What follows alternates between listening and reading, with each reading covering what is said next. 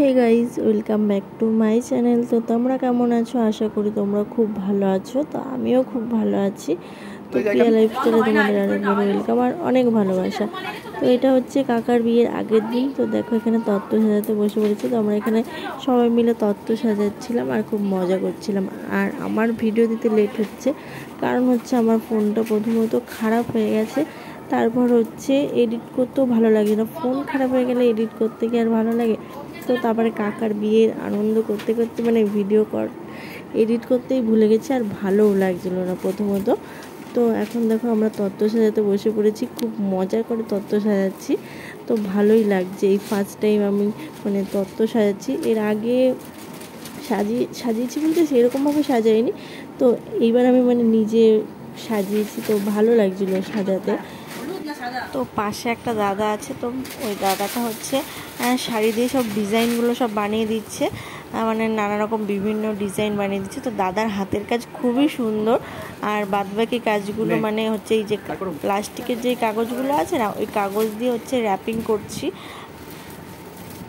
তত্ত্ব সাজানোর পরে হচ্ছে আমরা আইবুড়ো ভাতের ডেকোরেশন এই যে করছি। আর ডিজাইনটা কেমন হয়েছে তোমরা জানিও কিন্তু। আমার অবস্থা দেখো খুবই খারাপ। তো কাল অনেক রাত হয়েছে, ঘুমাতে ঘুমাতে প্রায় 3:30টার সময় ঘুমিয়েছি। তো আবার হচ্ছে ভোরবেলায় উঠেছি। তো আমি এখন স্নান দান করবো, স্নান দান করে হচ্ছে যাব।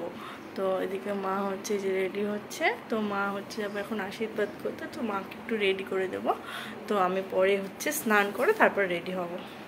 তো ভিডিওটা স্কিপ না করে পুরোটা দেখতে থাকো। আমি স্নান করে একদম রেডি হয়ে নিয়েছি। তো এখন যাব হচ্ছে জল সইতে। তো এখন বাজে হচ্ছে বিকেল 4টে। আর হচ্ছে জল সইতে যাওয়ার কথা ছিল অনেক আগেই, কারণ হচ্ছে আমাদের এখানে প্রচণ্ড মেঘ করেছে আর বৃষ্টিও পড়ছিল হালকা হালকা, এই কারণে যাওয়া হয়নি। তো এখন যাব। আর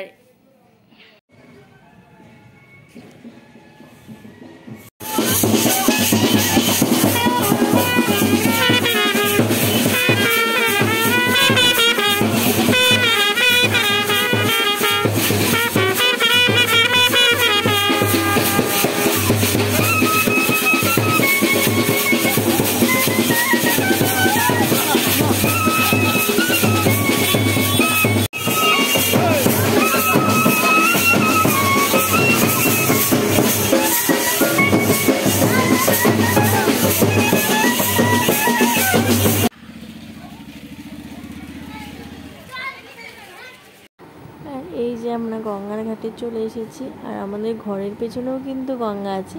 তো আমরা কিন্তু এই ঘাটটাতেই আসি। আর এইটা হচ্ছে মহিষমণিতলার ঘাট। আর এই যে হচ্ছে মা মহিষমদানী। আর এই পুজোটা হচ্ছে শ্রাবণ মাসের কোনো একটা তিথিতে হয়। তো আমার এই মুহূর্তে মনে পড়ছে না কোন তিথিতে হয়।